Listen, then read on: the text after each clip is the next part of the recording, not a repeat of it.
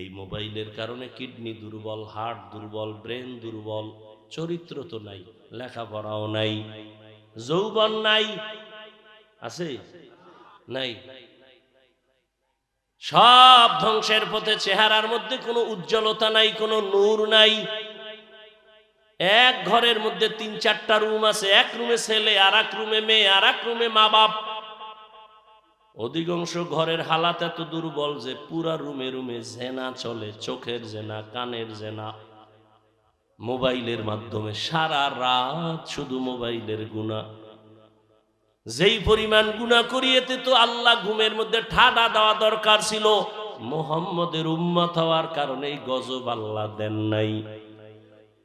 কার কারণে? মুহাম্মদ সাল্লাল্লাহু আলাইহি ওয়াসাল্লামের উম্মত হওয়ার কারণে। কারণ আমার মায়ার নবীকে আল্লাহ অনেক মোহাব্বত করেন। ঈসা নবী আল্লাহর আশিক, মুসা নবী আল্লাহর আশিক, ইব্রাহিম নবী আল্লাহর আশিক, ইউসুফ নবী আল্লাহর আশিক, দাউদ নবী আল্লাহর আশিক, সুলাইমান আল্লাহর আশিক, আর আমার আল্লাহ হলেন মুহাম্মদের আশিক। ইমামুল আউয়ালিন আল আখিরিন বহরে সাদকা রাহমাতাল লিল আলামিন সাইয়্যিদুল কাউনাইন খাতমুল মুরসালিন আখিরা মদবুদ ফখরুল আউয়ালিন।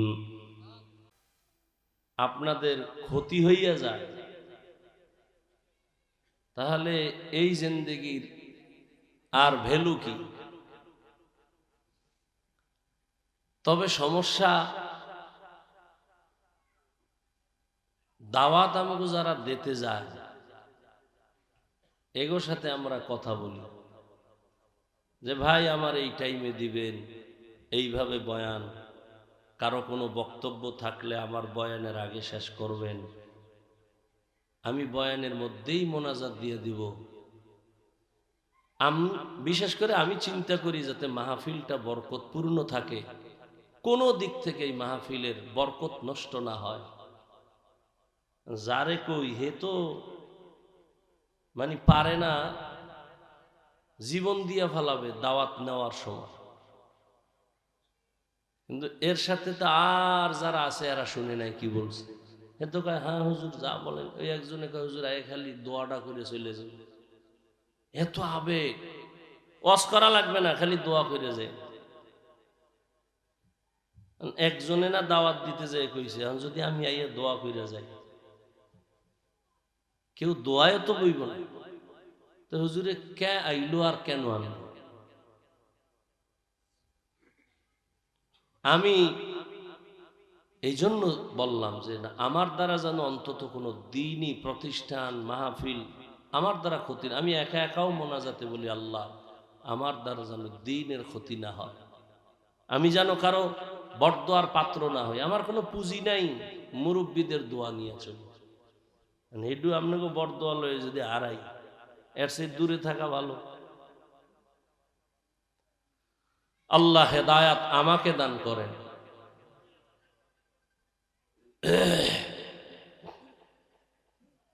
তো আল্লাহ জবানকে হেফাজতের কথা বললেন। কেন জবান বড় নেয়ামত? এত বড় নেয়ামত যে জবানের দ্বারা কোটি কোটি কোটি কথা সাপ্লাই হলো, এক সেকেন্ডের জন্যই জবান বন্ধ হয় নাই। একটা প্লেটে আপনি খানা নিলেন, খাওয়ার জন্য চোখ দিয়া তাকাইলেন, খানার প্লেটে কোনো ঝামেলা আসেনি, হাত দিয়া নাড়াচাড়া করলেন, চোখ বলে দিল ঝামেলা নাই, হাত বলে দিল ঝামেলা নাই। এখন আপনি একটা লোকমা হাতে নিলেন, মুখে দিলেন, খাবেন, মুখের মধ্যে দেওয়ার পর জিহ্বায় বাধা দিছে, ভিতরে ঢুকানো যাবে না, ঝামেলা আছে। যেই খানার লোকমায় আমার হাত বলল ঝামেলা নাই, চোখ বলল ঝামেলা নাই, জিহ্বায় ধরে ফেলেছে ঝামেলা আছে। জিহ্বায় বলতেছে তোমার লোকমার ভিতর একটা চিকন চুল আছে, হাতও ধরতে পারে নাই, চোখও ধরতে পারে নাই, জিহ্বায় ধরে ফেললো, দ্রুত গতিতে লোকমাটা বের করে ফেলে দিলাম। মোবাইলে কথা বলতেছেন, দীর্ঘ টাইম কথা বলতেছেন, মোহাব্বতের আলাপ। হঠাৎ করে মোবাইলের কথা কেটে গেল, পেরেশান। তাকায় দেখলেন মোবাইলের কথা বন্ধ কেন? টাকা নাই। দেখলেন পর্যাপ্ত পরিমাণ ব্যালেন্স আছে। নেটওয়ার্ক নাই? না, নেটওয়ার্কও আছে। তাহলে কথা বন্ধ হয়ে গেল কেন? নেটওয়ার্কেরও সমস্যা নাই, টাকারও সমস্যা নাই। নজর করে দেখলাম মোবাইলের মধ্যে চার্জ নাই। কি নাই? আবার পাওয়ার হাউসের সাথে লাগায় চার্জ দাও। ফুল চার্জ যখন হবে আনলিমিটেড কথা বলবার, কাটবে না। জিহ্বা নামের এই মেশিন নাড়ায়া নাড়াইয়া এত পরিমাণ কথা বললাম যে ঘুমের মধ্যেও জবান চলে আমি জানি না। একটা সেকেন্ডের জন্য বন্ধ হয় নাই। মানুষ হিসাবে চিন্তা করো, এই জবানের কথার চার্জ কোথা থেকে আসে? একটু চিন্তা করিয়া আমার আল্লাহর শুকর আদায় করিও। জবান আল্লাহর দেয়া বড় নেয়ামত। আল্লাহ বলেন এই জবান হেফাজত করো। আবার জবান একটা মারাত্মক বড় অস্ত্র। বলে কেমন অস্ত্র? ব্লেডের মতো চারদিকে ধার। ব্লেড ডানে মারে কাটে, বামে কাটে, সামনে পেছনে সব দিকে কাটে। জবান এমন একটা ধারালো অস্ত্র, যেদিকেই মেরে সেদিকেই কেটে যায়। মারাত্মক অস্ত্র। এই জন্য হাদিসে পাকে রহমতের নবী বলেন, প্রতিদিন সকালবেলা আপনার আমার অঙ্গ প্রত্যঙ্গ জিহ্বা থেকে পানা চায়। হাত বলে আল্লাহ জিহ্বা থেকে বাঁচাও, চোখ বলে আল্লাহ জবানের অত্যাচার থেকে বাঁচাও, কান বলে আল্লাহ বাঁচাও। কেন? জবানে এমন একটা কথা বলবে, এমন এক কথা বললে প্যাঁচ লাগাবে, বেতের বাড়ি হাতের উপরে পড়বে। হাতের তো দোষ নাই, প্যাঁচ লাগায় দিছে জবানের এক কথা। কানের উপরে এসে হাত লাগায় দিল, কানের দোষ কি? জবানের কথার পেছে বইরা কানের উপরে শাস্তি, চোখের উপরে শাস্তি, হাতের উপরে শাস্তি। এই জন্য সব অঙ্গ আল্লাহর কাছে জবান থেকে পানা চায়। জবান এমন একটা অস্ত্র, মারাত্মক। বলে কেমন? একটা বিধর্মী জবান দিয়া নারায় যদি বলে লা ইলাহা ইল্লাল্লাহ, জবানের একটা কথায় সে এখন মুমিন হয়ে গেল। কি? আবার এই জবান দিয়া যদি বলে আমি আল্লাহ মানি, কোরআন মানি, হাদিস মানি, সব মানি, তবে ইসলামের রাজনীতি মানি না, জবানের এই একটা কথার দ্বারা তার ঈমান চলে যাবে। কি? আল্লাহ। জবানের দ্বারা একটা যুবক একটা যুবতী মেয়েকে দুইজন সাক্ষীর সামনে বলে তোরে বউ বানাইতে চাই, তুই রাজি আসনি? যদি বলে আলহামদুলিল্লাহ, পরিচিত মেয়েটা বিবি, স্ত্রী হয়ে গেল আপন। আবার এই জবান দিয়া যদি বলে তুই তালাক।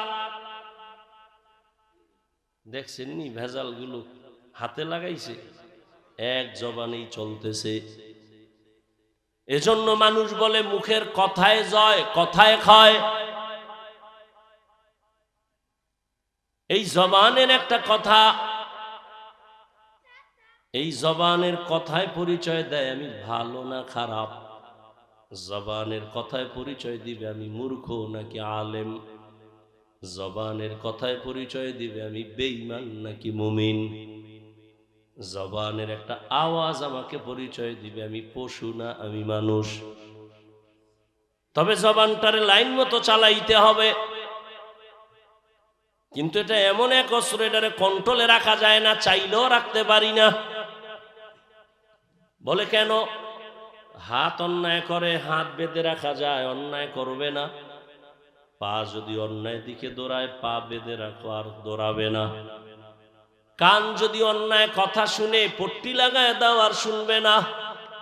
চোখ যদি অন্যায় দেখে নেকাব লাগাও, আর অন্যায় দেখবে না। জবান যদি অন্যায় করে এটারে কেমনে আটকাইবা? রশি দিয়েও বাঁধা যাবে না। হাত বাঁধা যায়, পা বাঁধা যায়। হাতের বেঁধে দাও, অন্যায় করবে না। পা আটকায় দাও, অন্যায় করবে না।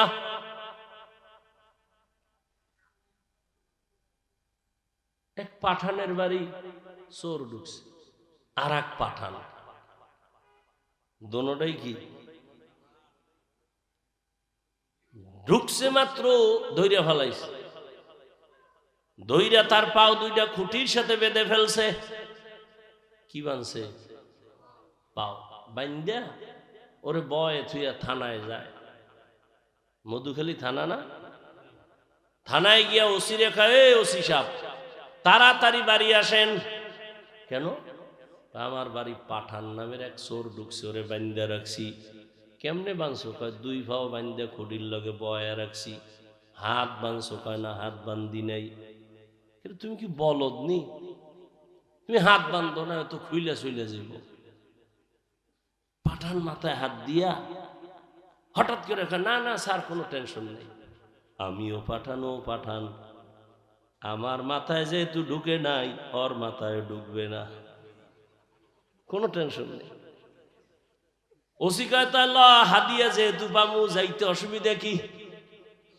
ওসি সাহেব হাদিয়া পাওয়ার লোভে দৌড় গিয়া দেহে এই কুলের বলদ খুঁটির গোড়ায় বইয়ে রয়েছে। যে হাত খোলা পা বান্দা রশি খুইলা যাওয়া যায় না, বুঝে না। কেমন সরল মানুষ। ওই যে এক সোরারে ধরছে, তোমরা দেখছো না ফেসবুকের গোলামেরা কেমন সরল। যারা দেখছো দেখে থাকো, আর যারা দেখেন হ্যাঁ গো বুঝানের আমার সময় নেই। আল্লাহ, তো হাত কন্ট্রোল করা যায়, পা কন্ট্রোল করা যায়, চোখ কন্ট্রোল করা যায়, কান কন্ট্রোল করা যায়, জবান করা যায়, চাইলেও পারা যায় না। রশি দিয়ে বাঁধো, হবে না। তো কষ্টেপ লাগাও, কয় জিব্বা কষ্টেপ লাগবে না, কয় সুগার গুলো তাও লাগবে না। কেন? এটা এমন একটা নিয়ামত, জিব্বার মধ্যে অল টাইম আমার আল্লাহ পানি দিয়ে রাখছেন। কি? যদি পানি শুকায় যায়, পাগল হয়ে যায়, আমি মরে যাবো। আমার জিব্বা শুকায় যায়, ডাক্তার কয় ডায়াবেটিস হাই, তাড়াতাড়ি চিনি খা, গুড় খা। গু না, গুড় গুড় দেখছেন, নিজেই চিনি খাইলি ডায়াবেটিসের ভয়। এবার ডাক্তার কয় তাড়াতাড়ি মিষ্টি খা। জিব্বার সাথে এই পরিমাণ পানি লাগানো, এটা কিন্তু আল্লাহর দেওয়া মুহাব্বতের পানি। কেমন পানি? বলে বান্দা তোর চেহারার মধ্যে যত রোগ হবে, শাহাদাত আঙ্গুলটা বের করে একটু লালা লাগায় 3 বার বিসমিল্লাহ বলে লাগাবি, চেহারার কোনো গোটা থাকবে না। তবে যুবক, সারা রাত মোবাইলে আকাম কইরা যদি ঘুম মাইরা চেহারায় গোটা উড়াও, ওইটা কিন্তু যাবে না।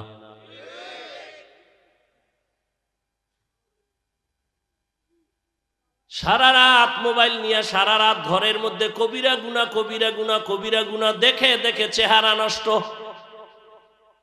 শুধু কি চেহারা?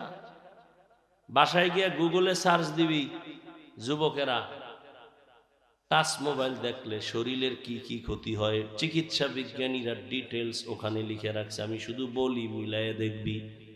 এই মোবাইলের কারণে কিডনি দুর্বল, হার্ট দুর্বল, ব্রেন দুর্বল, চরিত্র তো নাই, লেখাপড়াও নাই, যৌবন নাই, আছে নাই, সব ধ্বংসের পথে। চেহারার মধ্যে কোনো উজ্জ্বলতা নাই, কোনো নূর নাই। এক ঘরের মধ্যে 3-4টা রুম আছে, এক রুমে ছেলে, আর এক রুমে মেয়ে, আর এক রুমে মা বাপ। অধিকাংশ ঘরের হালাত এত দুর্বল যে পুরা রুমে রুমে জেনা চলে, চোখের জেনা, কানের জেনা, মোবাইলের মাধ্যমে সারা রাত শুধু মোবাইলের গুনাহ। যেই পরিমাণ গুনাহ করিয়েতে তো আল্লাহ ঘুমের মধ্যে ঠাডা দেওয়া দরকার ছিল, মুহাম্মদের উম্মত হওয়ার কারণে এই গজব আল্লাহ দেন নাই। কার কারণে? মুহাম্মদ সাল্লাল্লাহু আলাইহি ওয়াসাল্লামের উম্মত হওয়ার কারণে। কারণ আমার মায়ার নবীকে আল্লাহ অনেক মুহাব্বত করেন। ঈসা নবী আল্লাহর আশিক, মুসা নবী আল্লাহর আশিক, ইব্রাহিম নবী আল্লাহর আশিক, ইউসুফ নবী আল্লাহর আশিক, দাউদ নবী আল্লাহর আশিক, সুলাইমান আল্লাহর আশিক, আর আমার আল্লাহ হলেন মুহাম্মদের আশিক। ইমামুল আউয়ালিন আল আখিরিন বহরে সাদকা রাহমাতাল লিল আলামিন সাইয়্যিদুল কাউনাইন খাতমুল মুরসালিন আখিরা মদবুদ ফখরুল আউয়ালিন।